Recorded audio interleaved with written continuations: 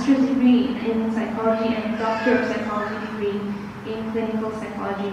She holds an active license to practice as a psychologist from the California Board of Psychology and also the Malaysian Society of Clinical Psychology. She's also licensed as a clinical psychologist in the UAE, and has lectured and served as a consultant internationally. She works as a senior lecturer at the Jeffrey Chia School of Medicine and Health Sciences in Monash University, Malaysia. Dr. Golden has over 17 years of clinical work, research, and consulting experience with diverse clients. She possesses expertise in individual, group, child, and family psychotherapy, as well as psychoeducational assessment. Wow, this is just brilliant. Okay, alhamdulillah. So without further ado, the topic today will flow with the speech program content from Brother Ammar and Dr. Karen. And then we will go into Q&A and we'll open the floor.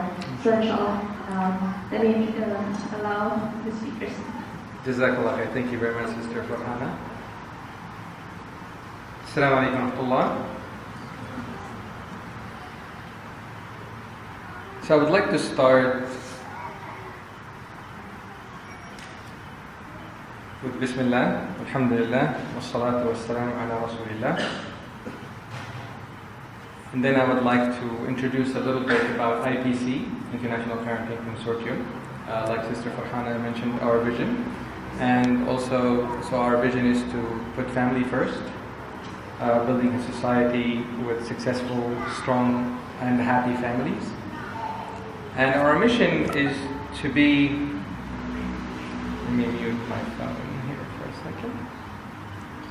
Okay. And our mission is to be a catalyst to network professionals and help families around the world to connect, uplift, inspire, empower all of its synergetic members to ensure the consistent development and improvement of their quality of life to make their ideal family a reality. Who we are? We are a network of, so IPC is a network of more than 100 professionals around the world, over 23 countries. And we're planning, inshallah, to grow our network to reach 1,000 within this year, inshallah, over 50 countries. We also established an NGO, which is called Wellbeing Research and Development Organization, or the abbreviation we chose is WORD. We want to spread the word of parenting across the world. And so the outline for tonight's talk, we are aiming, inshallah, to answer these 5 questions. Why do we need to know new parenting skills? So that's one focus. The next question is, what is memory? And what are the types of memories that we all have? What impacts memories? And child development? Why is it important for parents to create positive memories? And the last question, inshallah, we will be answering as well, is what strategies that we can give parents to help them create positive memories within their families.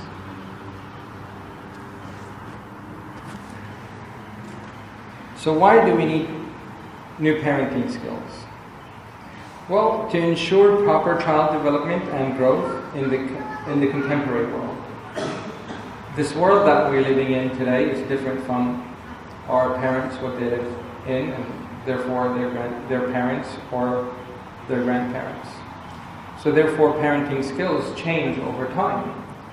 That's another reason why we need to always be up to date to what is most effective and how to deal with the contemporary world that we're living in.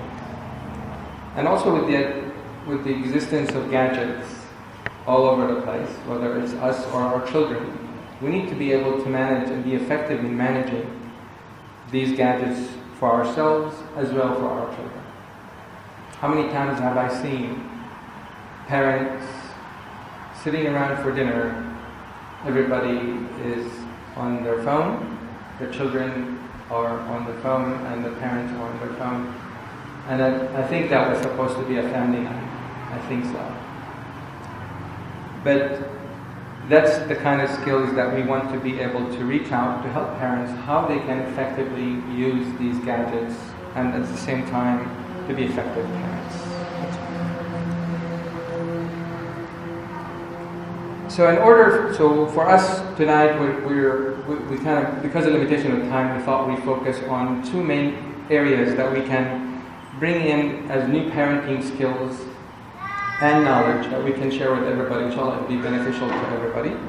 It's mainly focusing on positive memories and being mindful parents.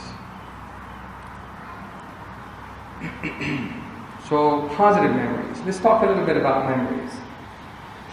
So, how and where are memories stored? So, memories are stored. So, how is it stored? It's stored through a very scientific, very specific and quite highly sophisticated process, subhanAllah, in how the memory gets stored in the brain.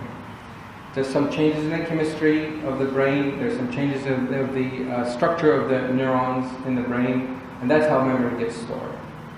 Now, some of us might think that the brain has a specific area for the memory where we store things. Actually, scientists found that memory is stored in different parts of the brain. And researchers also found that different parts of the brain have specialty. They're specialized for memory formation and storage. And let's keep this memory formation in our memory, so we're going to be discussing it shortly. So the types of memories that we have, that we all carry around, we all probably have heard about short-term memory and long-term memory. There's also sensory memory. And I'm not going to be discussing all the types of memories tonight. I will be introducing we'll be focusing on the long-term memory, specifically the episodic memory.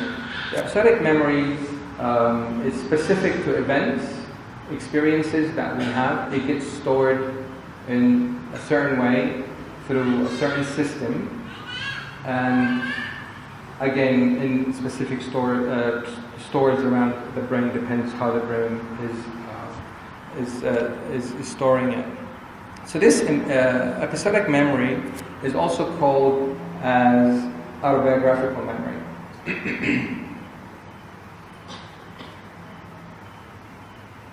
Next one, please. So the autobiographical memory, it's what really it encompasses our life. It's the recollection of our events throughout our lives. So that's stored through the episodic memory, and it gets stored in long-term memory. Next one, please. So therefore, what is memory formation? Well, in order for us to go through, I can explain to you the memory formation. I would like to talk a little bit about what part of the brain is responsible for the memory formation. Anybody can guess what is the name of what I'm displaying here? What's the name of seahorse? Jazakallah khair. So the one on the right is called seahorse, and the one on the left is the actual or the representation of the part of the brain. Actually, if you speak Greek, you would have said hippocampus, because hippocampus in Greek is seahorse, and that's what they use for this part of the brain that is responsible for memory formation. So it's actually a seahorse, but it's referenced as hippocampus. And the hippocampus, and you will hear us, through the talk today, we're going to be referring to it as a hippocampus, because that's the scientific name for it. So the hippocampus is responsible for the formation of memory of new semantic and episodic memory. So that part of the brain is the one that takes the event that we are experiencing and forms the memory for it in our brain. And the hippocampus, if you look at it, it's actually two pieces. if you were to think of two pieces of bananas that are connected at the stem, and so that would be the stem of the two bananas, and these are sticking around from top to bottom, and they are in the brain, inside the actual brain, and there's a right side and there's a left side. So that's the hippocampus. At the end, at the tip of it, there is a part of that is called the amygdala. The amygdala is responsible for storing memory for emotions. So the hippocampus is for storing events, and the amygdala is responsible for storing memory for emotions. So when we get in an event, so the hippocampus and the amygdala, they work together. The amygdala kind of wraps the emotions around the event, and they get stored somewhere in the brain.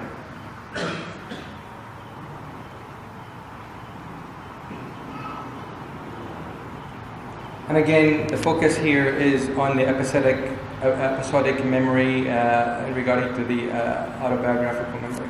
So the autobiographical memory is stored in themes in our brain.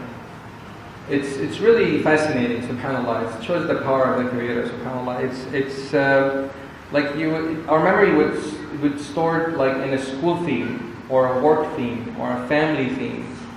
Or a relationship theme. So all these themes, when you put together, they are really coherent. They make the coherent life story of every person, of each one of us, which gives us a sense of the self, who we are. And with that, I would like to pass it to Dr. Karen so she can tell us more about the autobiographical memory. Assalamu alaikum. Bismillah. So the autobiographical memory is comprised, as mentioned, with our self-description. Our self-description could be our concepts of ourselves, such as I'm smart, I'm creative, or it could be maybe negative conceptions, descriptions of yourself that maybe again you internalize from memories others had told you, such as I'm not good enough, or I'm clumsy. So these self-descriptions shape our autobiographical memory. And with that, our memories are also influenced by our life history. These could be history of general events, as well as the specific events that happen to us throughout our life. And importantly, our autobiographical memory and the memories that you will be developing in your children and loved ones are shaped by the emotions that are occurring. They're shaped by the emotions that are occurring at the time of the event. Also, when we're thinking about how we recall memories, this recollection could be influenced by the emotions that happen at the time of the event. Usually events that happen around strong emotions are more likely to be recalled. And the emotions happening at the time may shape how the event is remembered. And also, your emotions at the present time. If you're in a state of feeling angry, you're more likely to remember another incident where you were angry. Or if you're feeling sad, you're more likely to remember another incident where you were sad. Or if you were happy, you are more likely to remember that. So the emotional context is really shaping how memories are recalled. And the recollection process, as you can see here, many people think it's sort of like a picture. When we take a picture, we're going to remember that pretty clearly, just like the picture. But it's actually much more complex. If we look at the science of the brain, actually what happens is that we need to reconstruct memories. Just like when we see something happening, when somebody would renovate a building or reconstruct a building, we use our imagination to think what it might be like, but it may not be so accurate. And when we do reconstruct those memories, there could be some inaccuracies. Again, maybe there was something emotional happening at the time of the event or later. So these, the emotions that we want our children to keep are positive. The memories we want them to keep are positive, but again, depending on how we interact with their life history, it really might shape their memories going forward. And one thing to keep in mind that when we remember things, that we remember them in an emotional context and as well as a visual context. Subhanallah, this area in the brain called the hippocampus is also very specialized in spatial navigation. So this is how you were able to find the location today here at Huck. This area of the brain is quite key involved in memories of where you are in space. So this specialized function, subhanAllah, as well, when we create memories, it's not just a simple photo. We are actually the directors of our memories. We are creating the scene of our memories. And to do that as well, we're tapping into a function of this brain area as well, imagination. We are having to access past memories and imagine a visual scene. We are also imagining the future. We are imagining, when we are recalling a vacation, we are also imagining what the future vacation might be. When we are thinking and imagining our next Umrah, we are probably remembering the past Umrah. So these skills of imagination are really important. And these imagination aspects can also shape memory accurately or may lead to inaccuracies. If you have sort of a positive frame of reference, you probably can imagine it could even be better. Maybe you sort of forgot those challenges you faced when you reached a goal. If you have a negative frame of reference, maybe you sort of, you just focused on all the challenges you faced reaching that goal. And so some very new scientific knowledge is looking at that memory is actually based on scene construction theory that is actually related to directing these scenes of our life. So when we think about the memories that we want to develop in our children, it's also important to remember this concept of scenes, and that memories will be remembered in context. If we take, for example, this cute picture of a panda bear sitting on some kind of what looks to me as concrete steps, people would think that if you ask people to draw what they remember, they would draw something similar. But actually, almost everyone, unless they are suffering from some memory impairment or hippocampal impairment, they have an observation in their drawings called boundary extension, that we add context to memories. So if you look at the below picture, most people, actually they were remembering that panda bear, and they're extending the boundaries. So they're seeing all the context around the panda bear image. So as well, memories are recollected in a very personalized way. So for example, they asked one young woman, and she was shown the panda bear picture, but she drew this picture here on the top, and she labeled it Winnie the Pooh. She most likely had memories from childhood and had one of those Winnie the Pooh dolls. But it just gives you the reference that, we are exposing our child to different events, but depending on the context, they may remember them differently. So just another example from that. For example, imagine your child getting a school award for being top in their class in mathematics. So maybe it was a hectic day that day, you brought the siblings with you. Instead of just having an image in their mind of that award, actually what they are encoding in their brain is the whole scene. So they may see you, instead of just the award, they may see you here, using your phone. So the permanent memory of that award could be, oh, my mom's quite busy to even notice that I'm getting the award. Or it might be, the scene of your little siblings hitting each other, and again, they might think, why can't I have that special day? But we tend to think they were just to be the award.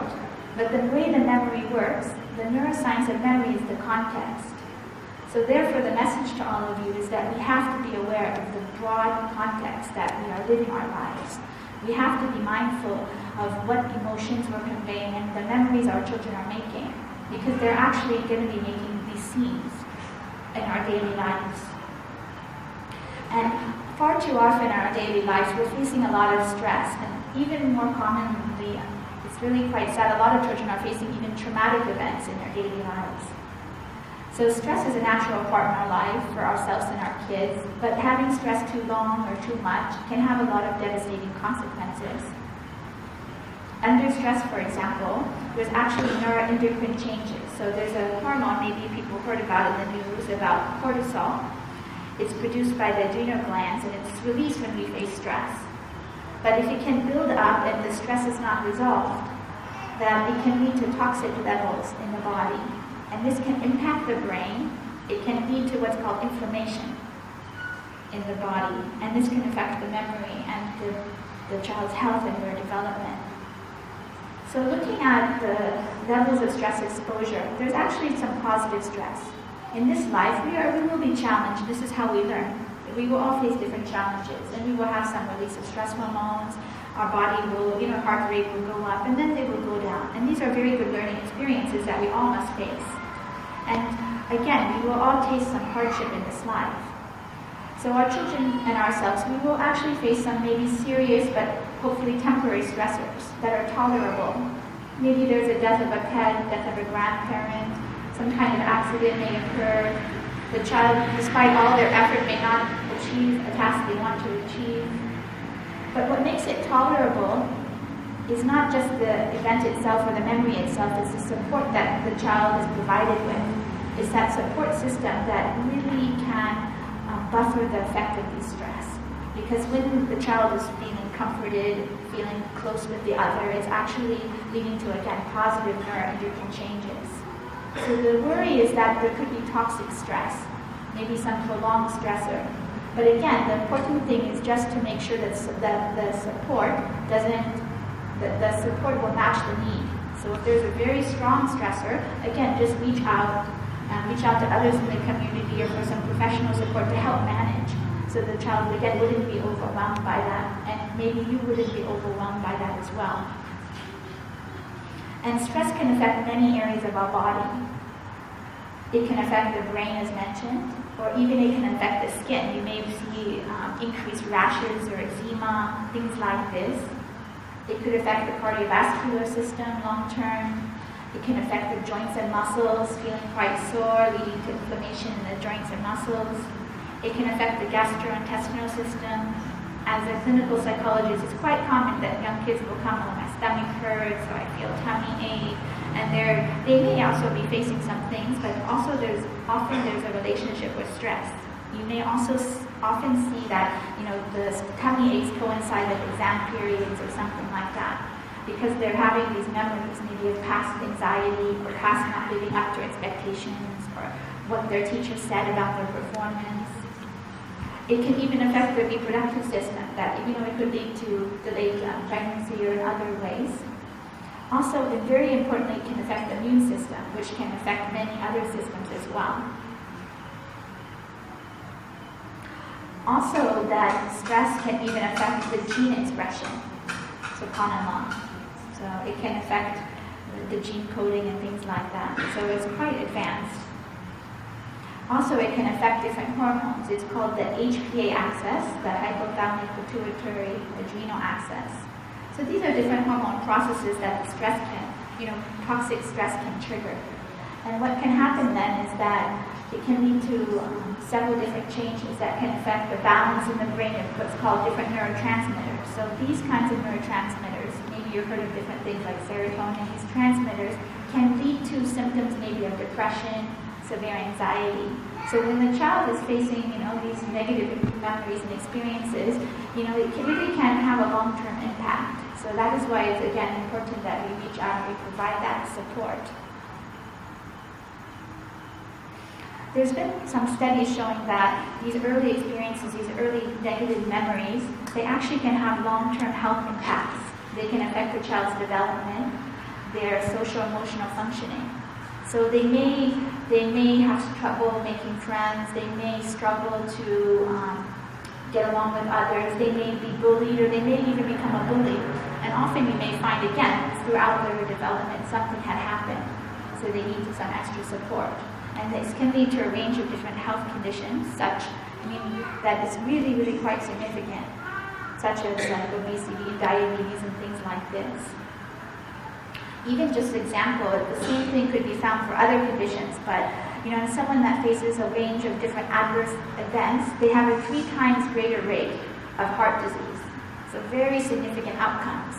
That it's a very significant reason that we really need to invest in supporting positive memory development, providing support if some traumatic thing happened, because it really could lead to much better outcomes. And these kinds of traumatic or adverse experiences could be divorce in the family, especially if things were very conflictual, or it could be some kind of physical abuse, emotional abuse, sexual abuse, substance use in the parents, victim of a crime. And actually they found that it's the norm nowadays to have one of these adverse experiences, and many people have one or two or three. So sort of one takeaway when we're thinking about developing, just trying to preserve the best memory functioning for the child, we want to look at how we can avoid any kind of early adversity for the child, how we can be proactive in this manner. And then if we do find out they face these adverse situations, the important thing is to provide the support. It is not the end of the world. I mean, a lot of recovery can happen. It's just they do need that support. Also, they found that having a good diet is very important.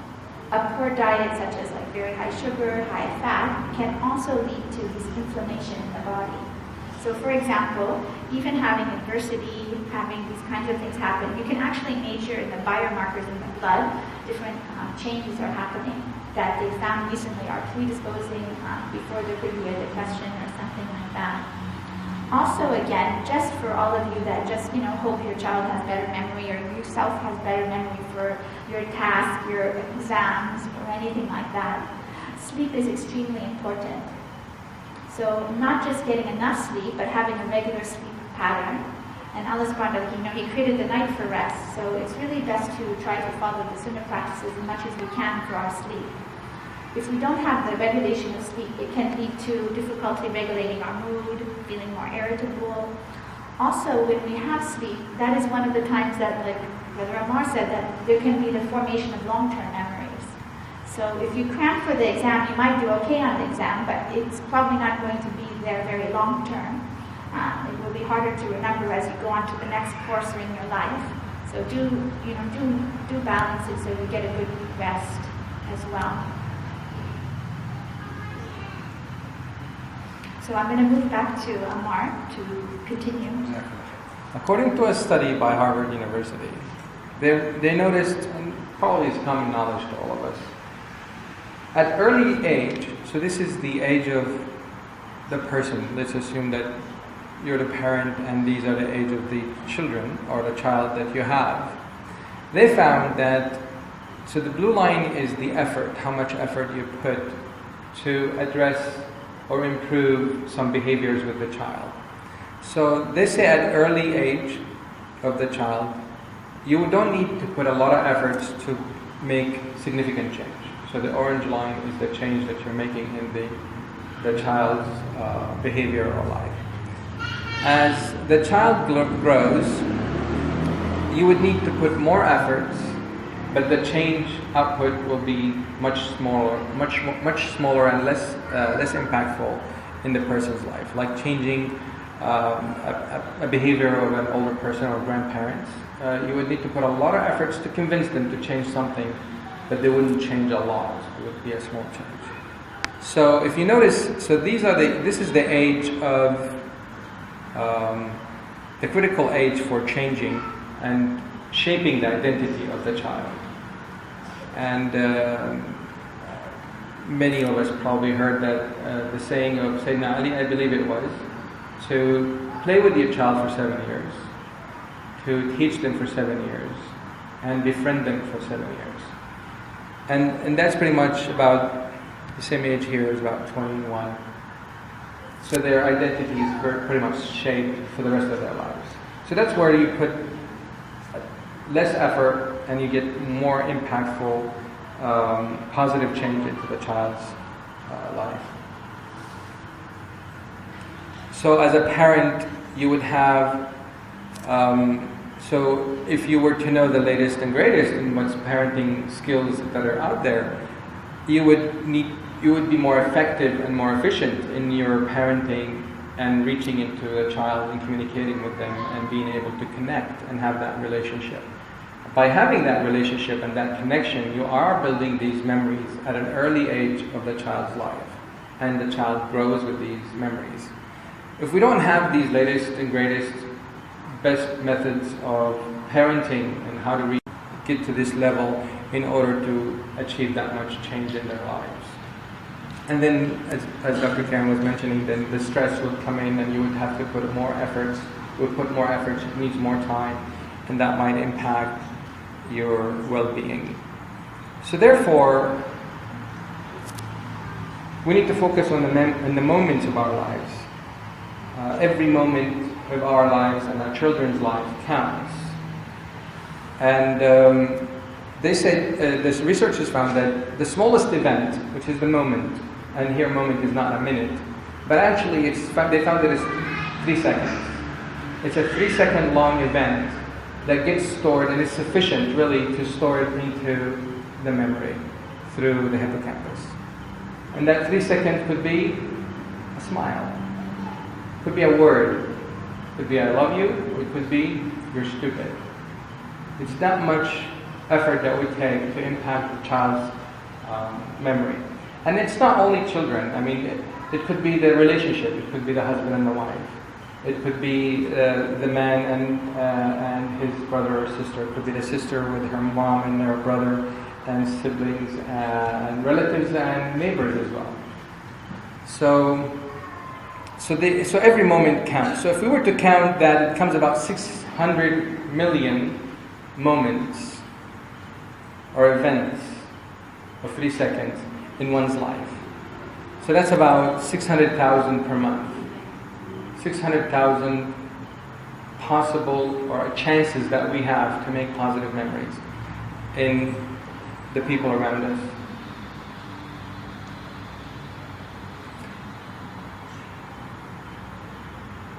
Yeah, 600,000, that's 1,000 months, so that's 600 million. So most moments are completely ignored. We don't store them as memory. And some memories will stay. And we need to focus on that memory that stays. We need to make it as positive memory. We need to invest in that and pay attention to these moments as we interact with the people around us. So we need to ask ourselves, what kind of memories do we want for our children? So we established that memories is stored as a theme or a scene. So do we need a scene illustrating kindness and generosity, or a scene of criticism and shame or pain or hostility? Do we need to establish or create a scene of memory for the child that they're successful, or we want them to focus or remember how miserable or how miserably they failed at a certain subject in school, or an experience that they have encountered that they were not successful the first time around? How do we want them to remember the good times or the good news? Do we want them to feel shameful? Do we want them to feel regret? Or do we want them to feel happy about it? How do we want the children to remember the bad times or bad news? So all these things that is really what creates events for us. And that's exactly how we shape the self that makes us as who we are. So what memories do we want our children to have of ourselves and the family that we're in when they grow up? So that's the vision that we need to have. We need to think about when this 1-year-old child or a few months old child, when they grow up, as they are adults, what kind of memory do we want them to remember us with? Or what memory do we want them to remember the family with? So therefore, in IPC we have a module called Family Visionarying that we establish. We work with the family and we establish the futuristic vision of how they want themselves to see and look, back in time and see how they want to see themselves in the future. We work with them. We develop in their lives that would help them focus on that vision. How do they want their children and themselves to see their past life? Do we want the parents at the age of 60, 70, if they look back behind, in time, back in time, and are they going to have regrets, or are they going to be satisfied with the memories that they have at that time? So these are some of the tools that we that we have to help. So in terms of positive memory tips, so we want to share some of the positive memory tips that can be useful, inshallah, for all of us as a good reminder. And I'll pass it back to Dr. Karen so you can walk us through that.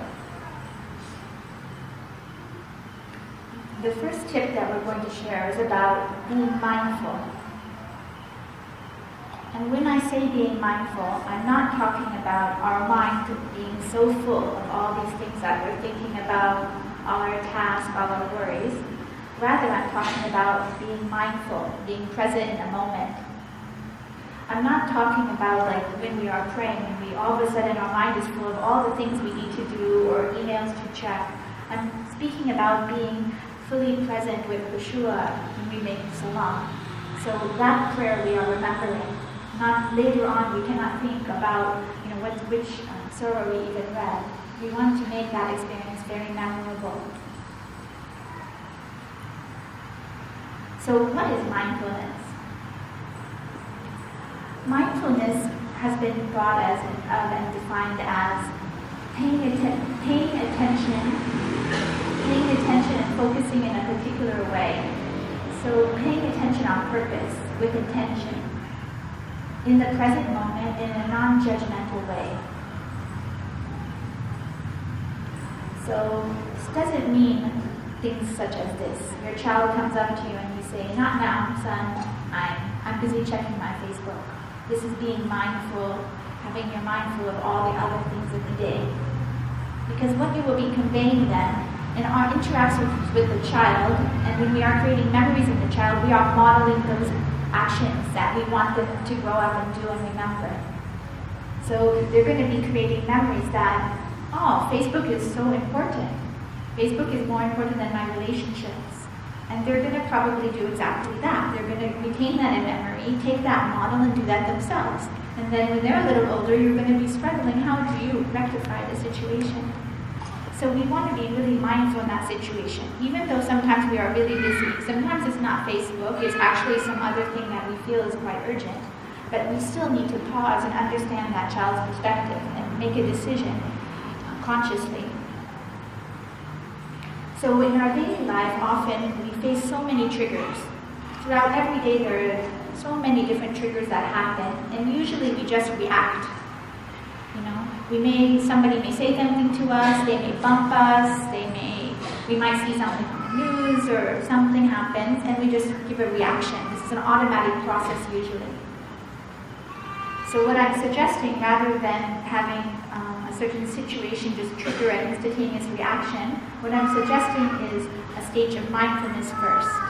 So there's a trigger, and rather than react, you observe the situation. You stop. You pause. You think about what is it that you want your child to learn from your reaction in this situation. Maybe there's a lesson that you want the child to learn. So you think, before you react, you think mindfully, and then you give a response. So there's been a way to describe this, that you should stop what you're doing, maybe take a deep breath as well, and observe your experience. Maybe you can see, again, try to notice, are you feeling really tense? Because chances are, if you're feeling tense and really annoyed at that interaction, you may respond harshly in your words. And again, that harshness is going to be encoded in the memory. Your body language is going to be encoded in their memory. So think about your thoughts, your feelings. So observe yourself before you just react, so you can make a thoughtful response. And then after that observation, you can proceed to something that's going to be supportive for the child and that's going to support you. Let me pass it back to Ammar. Yeah. So another tip. So the earlier one was to be mindful, and another tip is about mood management. Like Dr. Karen was saying, there's a trigger. It's always a trigger. Our life is full of triggers. It could be a positive trigger, it could be a negative trigger. And usually after the trigger we end up with a thought. There's a first thought that comes to mind. If the trigger is negative, has a negative impact on us, the likelihood of that thought to be negative is very, very high. It's very likely to be a negative thought. And after the thought, I don't know what happened to the mouse there. So after the thought, then that's the natural cycle of the mood. It can be, it can go on and on. This is pretty much, generally speaking. After the thought, we would have a feeling. Either we feel sad, or we feel angry, or we feel happy, depending on the trigger that initiated the thought. And that feeling initiates a behavior. That behavior is physical. It gets into as a physical response. So we behave in a certain way, and that behavior manifests itself in the physical reaction that we have. So if it's a negative trigger that impacted us negatively, and we ended up having a negative thought, we need to tackle it. We need to challenge that negative thought at that spot. The objective here is really to break the cycle. We don't want the cycle to continue because it will end up having a physical response. It could be physical talk that can be screaming at the child, being on the phone, the earlier slide that Dr. Karen was mentioning, that the father was checking Facebook. So he can respond like, I am busy. He can like scream. That would be the negative response. But if he were to go back and tackle the negative thought, well, my child is interrupting me right now. So that would be the first thing that they would need to challenge the thought. Sometimes we don't act quickly and we're not catching that negative thought, but we need to try again and tackle the negative feeling. So we have two chances to break this cycle. So either with a negative thought or with a negative feeling.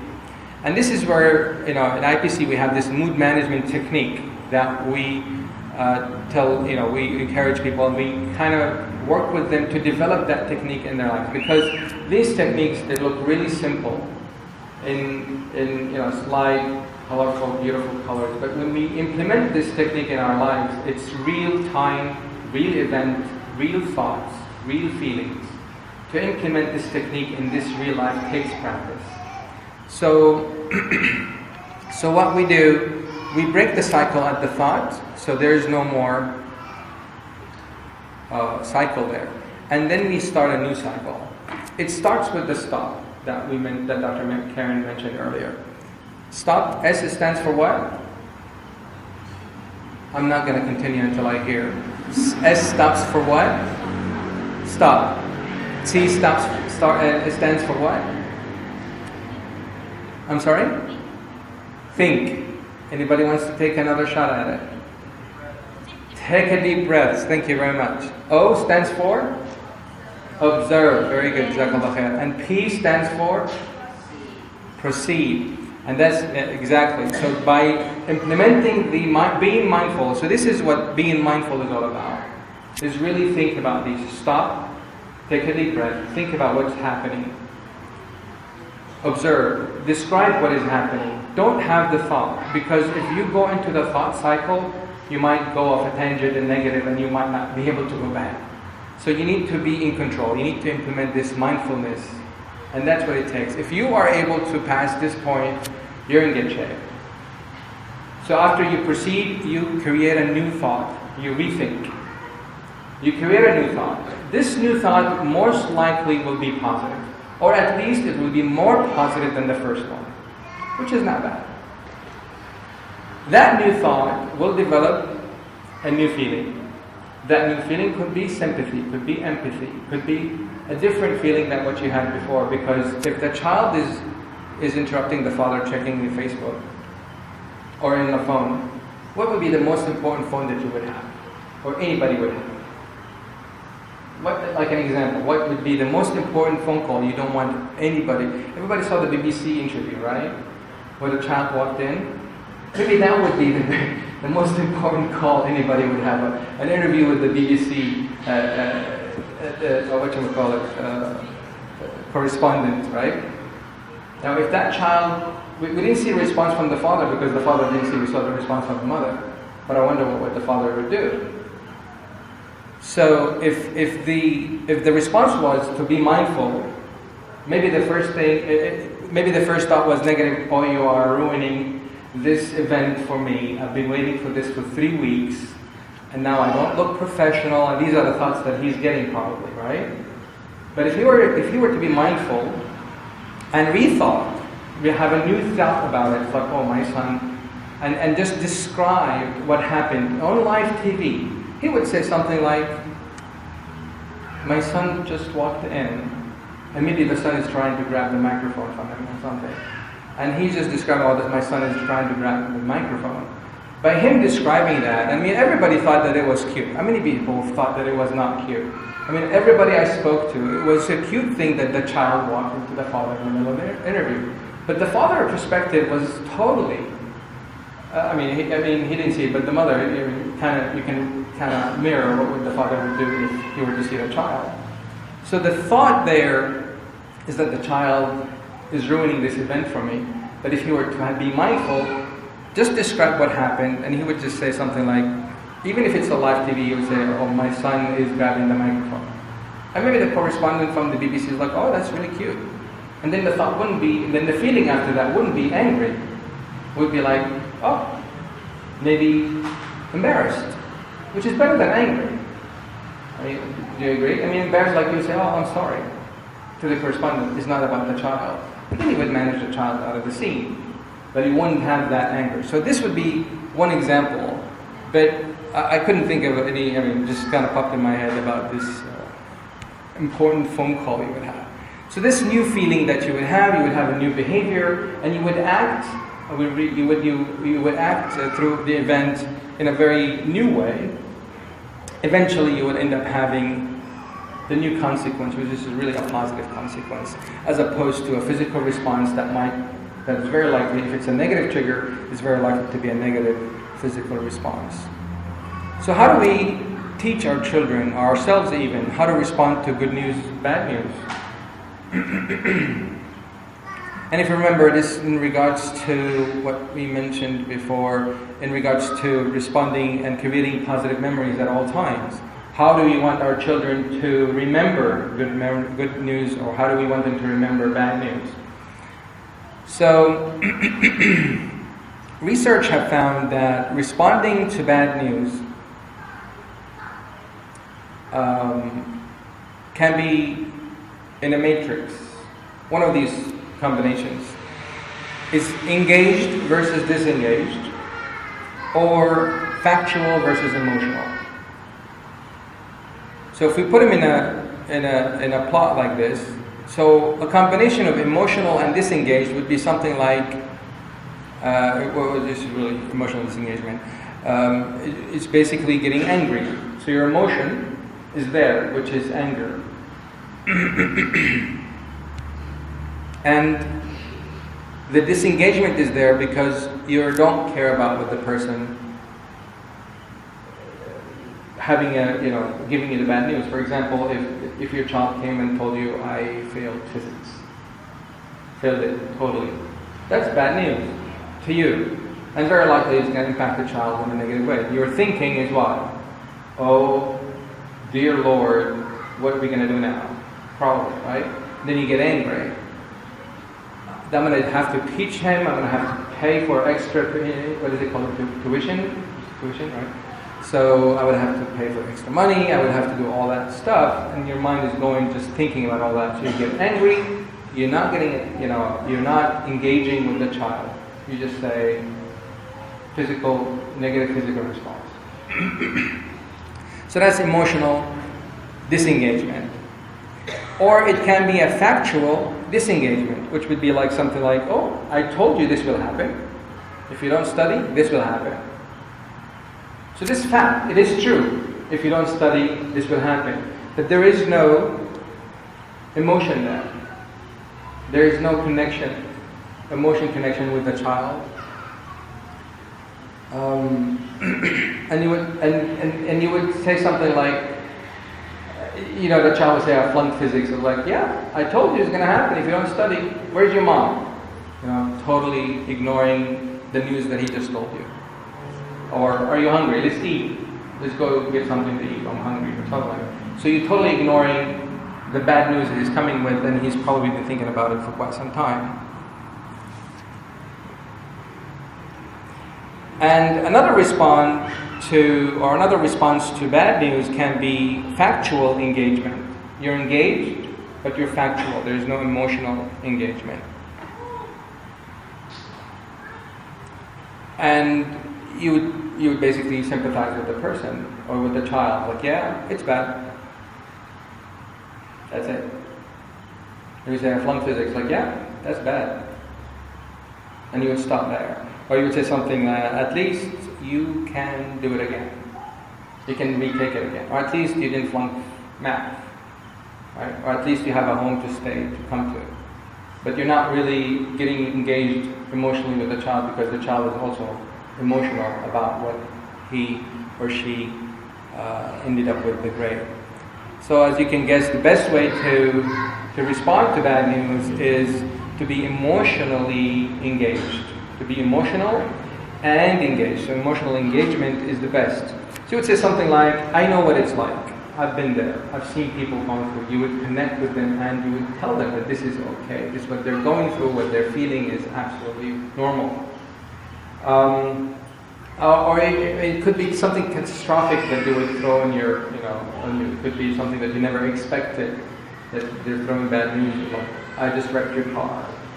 When you were asleep, I stole the car keys and I slammed the car into the neighbor's car. And I don't know what to do. I mean, who would not be angry? You'd probably be angry inside. But again, if you are mindful, if you are implementing the stop steps, you need to focus on how do you want the child to remember this negative event? Everybody knows it's negative. Even a child knows it's a bad thing. He already feels bad. Don't think that he's happy about it. Whatever negative news that the children bring to us. So therefore you would say something like, I really don't know what to say, but I'm glad you told me. Something like that. You're engaged with the child. You're engaged with their feelings because you're encouraging to come to you again. If you have a negative response to that, they will probably be less likely to come and talk to you about something you've done.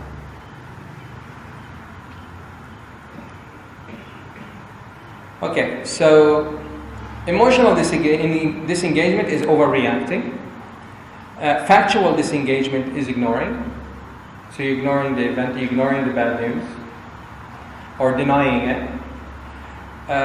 Factual engagement is sympathy, which is, some people think it's a good thing, but it's not really the best thing. Emotional engagement is empathy, and that's what we need to have.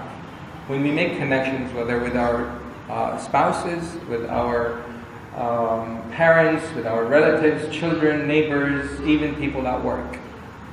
Empathy is the best way to connect to people when it comes down to bad news. Okay? So, if you are overreacting for bad news, what's the outcome? What's the impact for the child? I'm going to continue with the example with the child. What will be the impact of the child when the father's like, don't bother me now, I'm doing Facebook? If the child, this is bad news, it's not the same example. Let's stick with the physics, failing the physics. Yeah.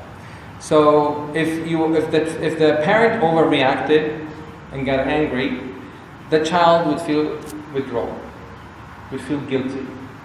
And that feeling is, I remember the amygdala is going to wrap the event with this feeling and it puts it in memory. And this is not temporary memory or short-term memory. This is going to go to long-term memory. Eventually it will go to permanent memory that will never be out there. It will always stay there. It will never be out of there. So that's the feeling. That's how the child would feel. If we were to ignore it, the child will be disappointed in you.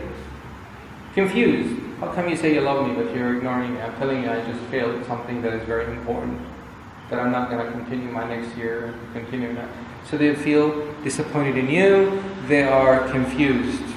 Again, the amygdala is wrapping the whole event with that feeling and storing it into memory. Sympathy.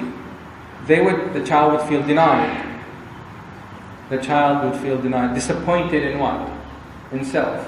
So they would have guilt again. They would feel guilty about that incident. But when you have empathy, they would feel validated. They'd feel supported. And that's the memory that you want to create for the child, or the spouse, or the neighbor, again, for any relation that you're trying to build. Now let's talk about responding to good news. Now, good news goes between engaged, disengaged, same thing. However, positive or negative response. Positive response or negative response. So we have the positive disengagement. Let's say the spouse comes, let's say that the wife comes to the husband and says, honey, well, not honey, I shrunk the kids, but let's say, honey, I don't know if you guys are old enough or so, honey, I shrunk the kids, but let's say, honey, I got promoted. I got a promotion from work. And he would say, yeah, that's nice.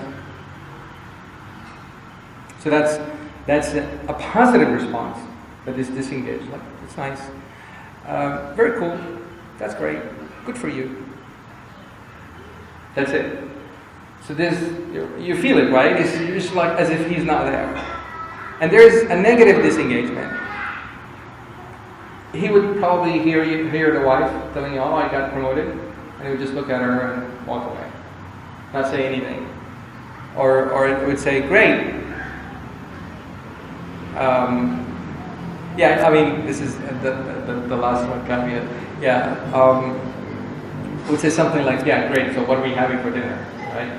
Or if he's helping her packing, maybe she's going for the promotion to go on a training or something, and you say, yeah, great, the bag is ready, or something like that, for work.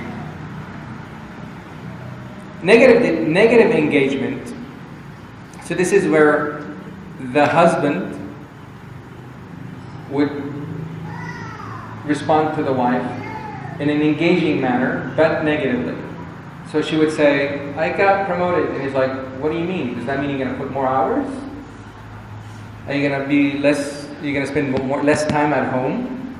Does it mean you're going to have late dinners? Are you sure you deserve this? Are you ready for this? And all these, he's engaged, but in a negative manner. And the positive engagement would be, that is so great. Tell me more. Or you would ask for more. Let's go celebrate. How are we going to celebrate this? Or, you deserve this. You did a great job. Well done. So we want to focus on creating this positive engagement, right? So if we have positive disengagement, that's called understating. They're just saying, yeah, nice, cool, whatever. That's understating. If it's negative disengagement, it's ignoring. If it's a positive engagement, if it's a negative engagement, it is squashing. It's squashing because you're negatively engaged and you're not supporting the person. And the last one is being authentic, which is being positively engaged with the good news. So for good news, we want to be authentic, and for bad news, we need to be what? For bad news, we need to be empathetic. Exactly. So if we are understating, the other person who's telling us the good news, if we're understating, if we're underreacting, the other person will feel embarrassed.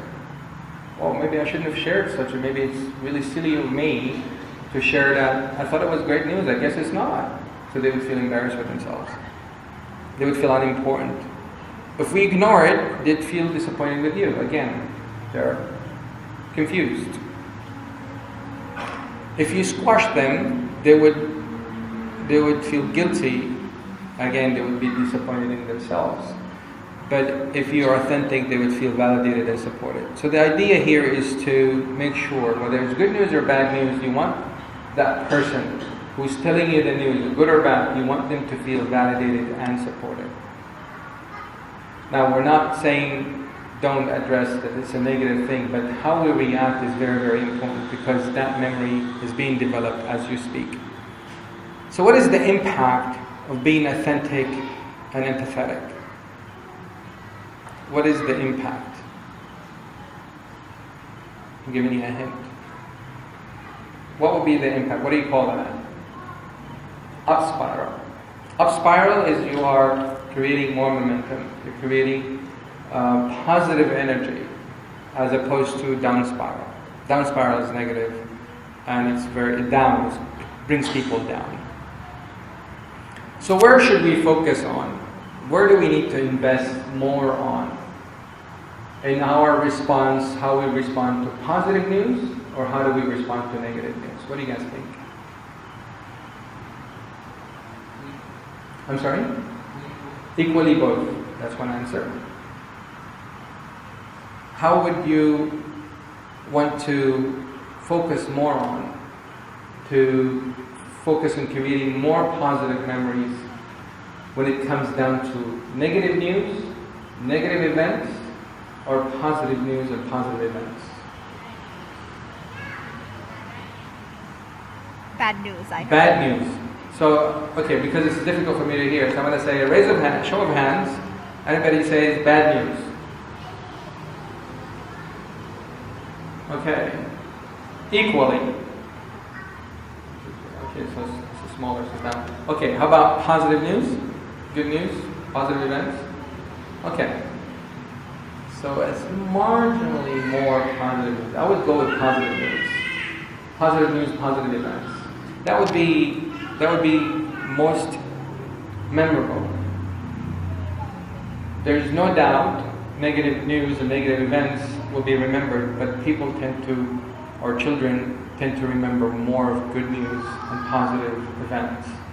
So when the child tells you, a 3-year-old child tells you, I just wrote my name, and don't respond like, oh, that's really cute.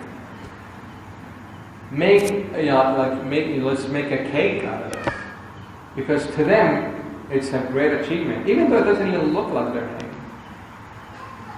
Make that positive feeling that they came with to tell you that news, make it memorable for them. Because they will always remember that. For many, many years to come.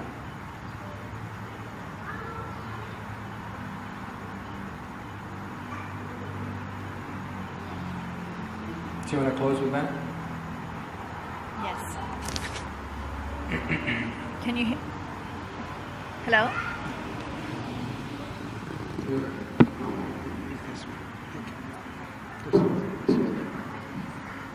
And on that note, we want to leave you with the message that it's really important as parents that we remember to be mindful, that we remember not to just give a quick response, that a child's early experiences,